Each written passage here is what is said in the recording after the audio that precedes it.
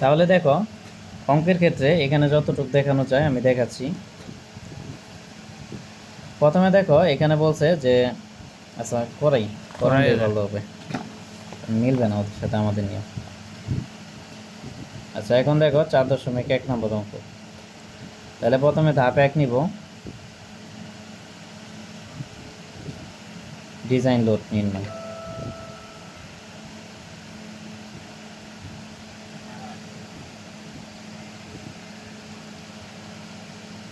আচ্ছা তাহলে প্রথমত আমাদের কাজ হলো স্ল্যাবের স্প্যান দৈর্ঘ্য বা স্প্যান দৈর্ঘ্য।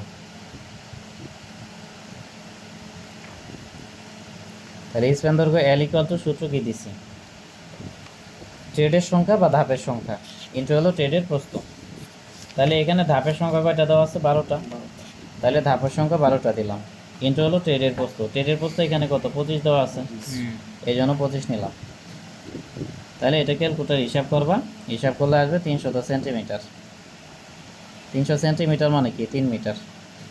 পরীক্ষায় কিন্তু এভাবে ধাপ দেওয়া নাও থাকতে পারে, পরীক্ষায় হ্যাঁ মিটার করতে হবে। পরীক্ষায় দেখো এভাবে ধাপ নাও দেওয়া থাকতে পারে, পরীক্ষায় অন্যভাবে থাকতে পারে। যেমন এখানে বলছে যে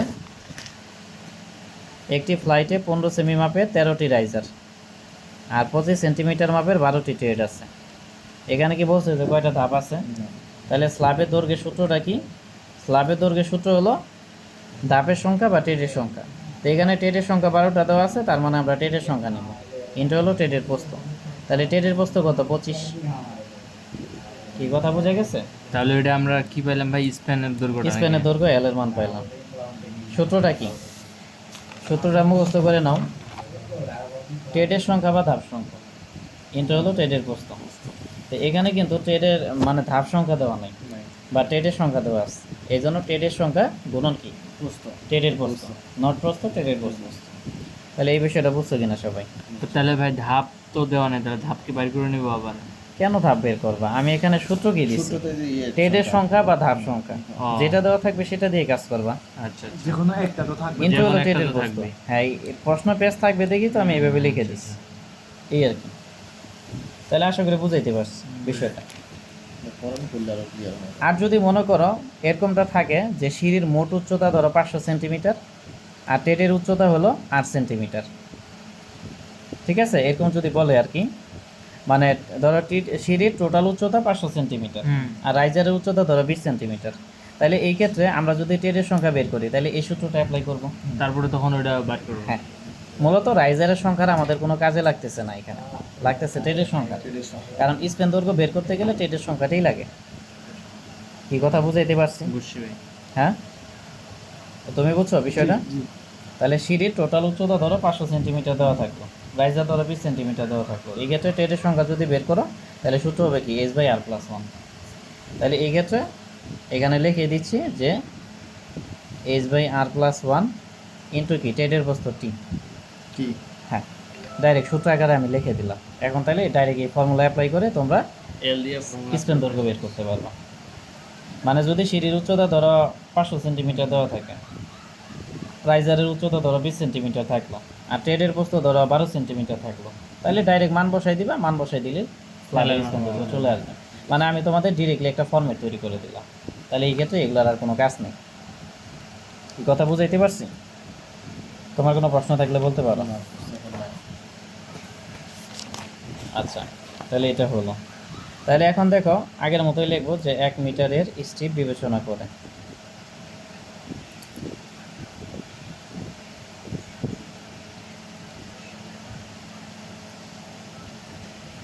তাহলে 1 নম্বর ধাপে হলো যে ওয়েস্ট স্ল্যাবের ওজন।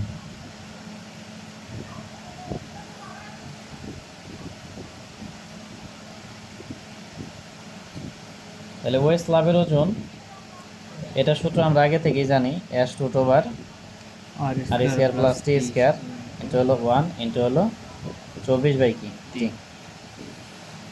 আর এখানে আমরা ধরে নিব যে স্ল্যাবের পুরুত্ব 15।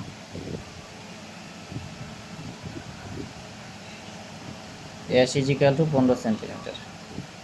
কি বুঝতে পারছো? এটা ধরে নিলাম। তাহলে এখন জাস্ট মান বসাবো, এখানে 15, রাইজারের মান দেখো কত দেওয়া আছে, 12.5।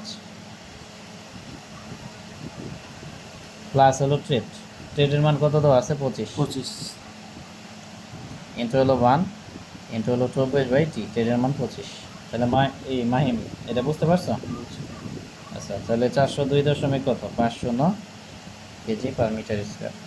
এখন এখানে কেজি পার মিটার স্কোয়ার কেন আসলো? কারণ এই ফরম্যাটটাই এমন, কেজি পার মিটারে। এখানে যে ফরম্যাটটা আছে এই ফরম্যাটটাই কি এমন। KG per metre. হ্যাঁ, তাহলে এখন স্টেপের ওজন আগে কিন্তু মানগুলা কেজি পার মিটারে আসছিল, কিন্তু এখানে ফরম্যাটটাই কেজি পার মিটার স্কোয়ার, এই আর কি। তাহলে এটার সাথে এটা মুখস্থ করে নিব, কেজি পার মিটার স্কয়ার। হ্যাঁ, মুখস্থ করবা এইভাবেই, ইজিক্যাল টু 12 আর। তাহলে 12 ইন্টু আর, আর এর মান কত? রাইজার এখানে কত আছে 12.5, সূত্র ফর্মুলা। তাহলে এটা দিলাম, হিসাব করলে 150 আসবে। আর লাইভ লোড দেখো এখানে দেওয়া আছে 500 কেজি পার মিটার স্কোয়ার। এটা যেহেতু আমরা WHD করবো এই জন্য লাইভ লোড কি, এটা লাইভ লোড এবং ডেড লোড দুইটা একসাথে হিসাব হবে। মানে এটা পদ্ধতিটা হলো WHD পদ্ধতি, এই জন্য লাইভ লোড এবং ডেড লোড সবগুলা কি একসাথে হিসাব করে দেব। আর ইউএসডির ক্ষেত্রে আলাদা আলাদা করে করতে হইতো। তাহলে এখন আমরা লিখবো যে মোট, লাইভ লোড টাচ করে 400 লিখে দিলেন। এই যে এখানে দেওয়া আছে 400 না সরি 500, এই যে 400 আমি রাইট করলাম। 500। তাহলে হিসাব করলে কত আসবে 1052.5 কেজি পার মিটার স্কোয়ার। কি বোঝা গেছে? তাহলে এখন আমরা লিখব যে অতএব 3 মিটার স্প্যানের মোট লোড। ও আচ্ছা, মোট লোড হ্যাঁ। তাহলে মোট লোড বের করার ক্ষেত্রে দেখো এখানে 3 মিটারটা পাইলেন তুই? স্প্যান দৈর্ঘ্য তোমার মনে মনোযোগ নাই ও, ক্লাসে। 3 মিটার। ওই অত তো শোনো তাই না, আমি ওই বই আবার 3 মিটার আচ্ছা, করে এখন দেখো এখানে মানটা কি ক্ষেত্রফলে দেওয়া আছে না? তাইলে আমরা মোট লোড যদি বের করি ক্ষেত্রফল আগে বের করে নিতে হবে। তাইলে স্ল্যাবের দৈর্ঘ্য কত বলো তো? 3 মিটার। আমরা জানি ক্ষেত্রফল। আচ্ছা, এখান থেকে আমি একটা ফরম্যাট দেখাই। এখানে যে মানটা আছে কেজি পার মিটার স্কোয়ার আছে, কেজি পার মিটার স্কোয়ার বলতে বোঝাচ্ছে যে 1 বর্গ মিটারের জন্য লোড হলো 1052.5 কেজি। ওকে, এখন যে কোনো ক্ষেত্রফল এ মিটার স্কোয়ারের জন্য তাহলে কি হবে 1052 স্কয়ার বলতে দশমিকে, এটা মানে মানে যে কোনো একটা ক্ষেত্রফল ধরে নিলাম। এটার জন্য কি ফর্মুলা আসতেছে এটা কেজি। তাহলে 1052 দিলাম গুণন সামথিং 0.5, আর এ মানে কি এল গুণন বি। ক্ষেত্রফল এ মানে কি এল গুণন বি। ক্ষেত্রফল ইকুয়াল কি দৈর্ঘ্য গুণন প্রস্থ। কি কথা বোঝা গেছে? তাইলে এখন আমরা যদি টোটাল লোড বের করতে চাই তাহলে এই ফরম্যাটে কাজ করতে হবে। কি কথা বুঝতে পারছো মাসুদ? এখানে এত লোড মানে কি বোঝাচ্ছে যে 1 মিটার স্কোয়ারের জন্য লোড হলে এত কেজি। তাহলে যে কোনো ক্ষেত্রফল এ মিটার স্কোয়ারের জন্য কি এটা আসতেছে। যেহেতু 1 মিটার স্ট্রিপ ধরে ব্যবহার করছি হ্যাঁ, আর তাহলে এটাই কি টোটাল লোডের পরিমাণ। এখন এর পরিবর্তে আমরা এল ইন্টু বিও লিখতে পারি, এই জন্য এর পরিবর্তে এল ইন্টু বি লিখবো। এল ইনটু বিয়ার করতে মানে ওই জিনিসটা আমি নিতে পারতেছি না। এ মানে ক্ষেত্রফল, ক্ষেত্রফল মানেই তো দৈর্ঘ্য গুণন প্রস্থ। এ মানে কি ক্ষেত্রফল হয়? হ্যাঁ, এ মানে এরিয়া। এখানে মানে 3 বলতে এখানে ক্ষেত্রফল অবস্থায় আছে 3টা। তোমরা কিছুই ওটা বলো তো না। সিএস স্প্যান দৈর্ঘ্য, ওটা 3 মিটার তো স্প্যান। এখানে দেখো 1052.5 কেজি পার মিটার স্কোয়ার মানে কি বোঝায়? এটা এটা এক মানে মিটার। বোঝাচ্ছে যে 1 মিটার স্কোয়ার। মিটার স্কোয়ার মানে কি ক্ষেত্রফল। হুম। এই জন্য আমরা লিখছি যে 1 মিটার স্কোয়ার ক্ষেত্রফলের জন্য লোড হলে এত কেজি। যে কোনো ক্ষেত্রফল এ মিটার স্কোয়ারের জন্য ক্ষেত্রফল কি এ গুণ হয়ে যাবে। কোনো ক্ষেত্রফল মানে হ্যাঁ। বুঝছি ভাইয়া। আর এ মানেই তো এল ইন্টু বি। ক্ষেত্রফল মানে তো হ্যাঁ, প্রস্থ। তাহলে মোট লোডের সূত্র হবে এটা। কি কথা বোঝা গেছে? এই যে বোঝা গেছে, এখন প্রয়োগ করলে আরো ভালো বোঝা যাবে। তাহলে 1052.5 ইন্টু হলো এ, তিন। তাহলে এল ইন্টু বি, তাহলে এল এর মান 3 তিন। আর বি এর মান তো সবসময় 1 মিটারই হয় স্ল্যাবের ক্ষেত্রে। মানে 100 সেন্টিমিটার 1 মিটার। হ্যাঁ, 100 সেন্টিমিটার বা 1 মিটার। তাহলে বুঝতে পারছো তুমি এই বিষয়টা? বুঝছি ভাইয়া। তাহলে এটা হিসাব করলে আসবে 3157.5 কেজি। এটা হলো মোট লোডের পরিমাণ। এখন আমরা লিখব যে প্রতি 1 মিটারের জন্য লোড। এটা পাতা ভিতরে দিলাম। দেও সমস্যা নেই। বসে আরাম পাইতেছি। তাহলে প্রতি 1 মিটারের জন্য লোড টেবিলটা আছে আগে আসছে হচ্ছে একটু বেশি ভাই।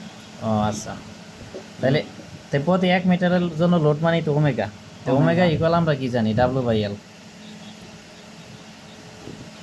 এই সূত্রটা আগের অধ্যায়ে লেখা ছিল, দেখো। তাহলে ডাব্লুর মান কত? 3157.5, আর এল এর মান কি 3। কি কথা বুঝছো? তো এই হিসাব করলে ঘুরে ফিরে এটাই আসবে। কিন্তু কথা হলো ডাইরেক্ট যদি এটা দিয়ে তুমি কাজ করো তাহলে কিন্তু অঙ্ক, আমি কথা বুঝাইতে পারছি? মানে আগে মোট লোডটা বের করতে হবে, মোট লোড বের করার পর প্রতি মিটারে লোড বের করতে হবে। মান কিন্তু দুইটা সেম আসবে, বা সেম আসবে দেখে যে তুমি এটারে এখানে মানে চালাই এক দিবা। এক বলতে গেলে মিটারের সাথে 1 মিটার গুণ এখানে করার ক্ষেত্রফল কারণে কনসেপ্ট ওইটা হচ্ছে স্কেয়ার আর হ্যাঁ। এটা হচ্ছে শুধু মিটার মিটার কাটা গেলে ওইটাই তো থাকতেছে ওমেগা। যেটাই হোক এটা দিয়ে চালাই দেওয়া যাবে না। চালে যাবে। এরা বাই করেনি ভাই। চালানো জিনিসটা খুব লিখে দিছে। ভয়ঙ্কর, ওদের নিয়মে আমরা অঙ্ক করবো না। আমরা কি করে করবো, ওদের সাথে উত্তর মিলিয়ে। এখন দেখো ধাপ 2, বাকিগুলো সব আগের মতোই, মানে আগে তোমাদের যা করাইছি সব সর্বোচ্চ শেয়ার।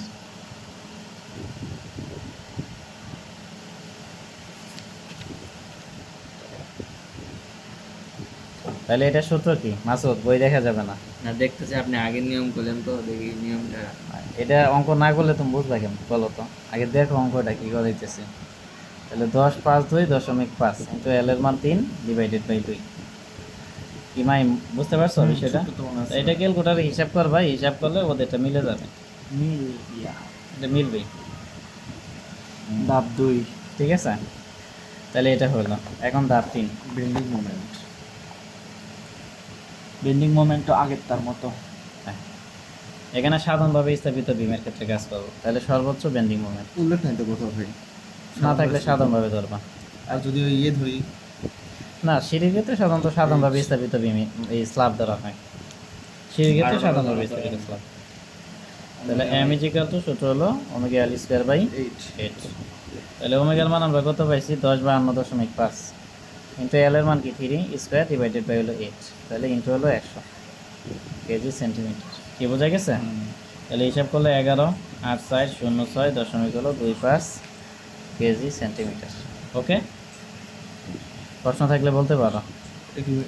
এই সেন্টিমিটার কনভার্ট করে হ্যাঁ, মানে আগে যা করছো তাই বলছি তো, 2 নম্বর ওটাই দিয়ে 4 নম্বর করাবো। স্টারের গভীর হতো না root over M by R B R B নিলাম। এফসি বাই তাহলে এখন এখানে এফ সির মান ডাইরেক্ট দেওয়া আছে, দেখ আলহামদুলিল্লাহ। এফএস বাই করবে তাহলে K is equal to N by N plus F S by F C. আগে এগুলো সবই বুঝাইছি, এখন বেশি কিছু বলবো এফএস না। তো বাই করলেন না? এফ এস এর মান কি দেওয়া নাই? না না এফসি আছে ও এখানে তাহলে তো দিয়ে দিছে। 0.45 দিয়ে গুণ করতে হবে। এফ এসটা বের করে নেই, তাহলে 0.445 কেন 4 এফ ওয়াই? 45 ছিল তো মনে হয়। ওইটা ছিল তোমার এফ প্রাইম সি আর এফ সির মধ্যে ও সম্পর্ক। ইয়েস হ্যাঁ ও F prime C F prime C তাহলে 0.4 into F Y, F Y এর মান কত? 3500। 35 তাহলে একটু আরেকবার একটু মনে করে দেন তো আচ্ছা দিচ্ছি। 45 টা ওটা হলো এফ সি আর এফ প্রাইম সি। তোমার যদি 0.4 যদি এফসি এর মান থাকে তবে যদি এফ প্রাইম সি থাকতো তাহলে এফ সি বের করে দিলাম। ঠিক আছে, কি মাসুদ বোঝা যায়? এগুলা ভাই আগে এর আগের আগেই করছে, সেমিস্টারে করছে। যাক। তাহলে এরপরে যে 1 মাইনাস কে বাই 3, তাহলে 1 minus K 0.401 divided by 3 is equal to 0.86। তারপরে আর এর মান হলো half F C J K half Design one এর মতনই তো অনেক 94। হ্যাঁ, জি এর মান হলো 0.86 ইন্টু হলো কে, কে এর মান কত? 0.401। তাহলে এটা হিসাব করলে কত আসবে? 16.2 ডিজাইন কি বুঝতে পারছো? এবার ওইটা পাস করে দাও ইনশাআল্লাহ। হ্যাঁ, ভাই কিন্তু না 500 হবে ইনশাআল্লাহ। এস্টিমেট কি করব ভাই? এস্টিমেট তো অনেক কিছু বুঝি না। আচ্ছা, এখন এম এর মান, এম এর মান দেখো এখানে 11840.6.25 আমার মানটা বসাই শুধু, আর এর মান 16.20 ইন্টু হলো বি। তাহলে বি এর মান কত? 100। স্ল্যাবের প্রস্থ 100 সেন্টিমিটার। 1 মিটার। তাহলে এটা হিসাব করলে 11.1 সেন্টিমিটার।